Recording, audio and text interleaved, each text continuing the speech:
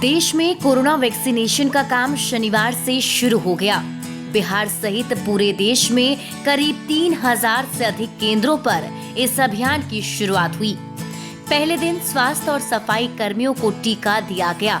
इस बीच वैक्सीन बनाने वाली भारत बायोटेक कंपनी ने अपनी कोरोना वैक्सीन यानी कोवैक्सीन को लेकर साफ कर दिया है कि वैक्सीन के दुष्परिणाम नजर आने पर लाभार्थी को मुआवजा दिया जाएगा। कोविड-19 के टीके कोवैक्सीन की 55 लाख खुराकों की आपूर्ति के लिए सरकार से ऑर्डर प्राप्त करने वाली कंपनी भारत बायोटेक ने कहा कि अगर टीका लगवाने के बाद किसी को गंभीर प्रतिकूल प्रभाव होते हैं तो उसे कंपनी मुआवजा देगी।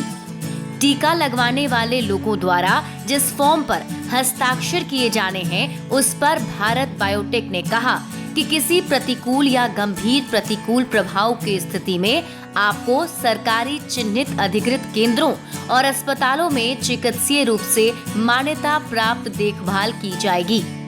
सहमति पत्र के अनुसार अगर टीके से गंभीर प्रतिकूल प्रभाव होने की बात साबित होती है तो मुआवजा PBIL की तरफ से अदा किया जाएगा। कोवैक्सीन के पहले और दूसरे चरण के क्लिनिकल परीक्षण में कोविड-19 के खिलाफ एंटीडोट विकसित होने की पुष्टि हुई है।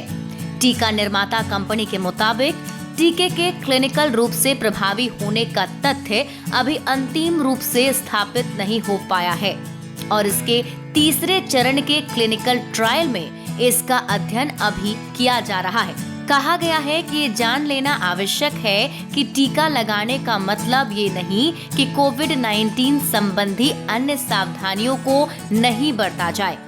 इस क्षेत्र के एक विशेषज्ञ के मुताबिक चूंकि टीका अभी क्लिनिकल ट्रायल के चरण में भी है, इसलिए यदि किसी को गंभीर दुष्प्रभाव होते हैं तो मुआवजा देना कंपनी की जिम्मेदारी बनती है।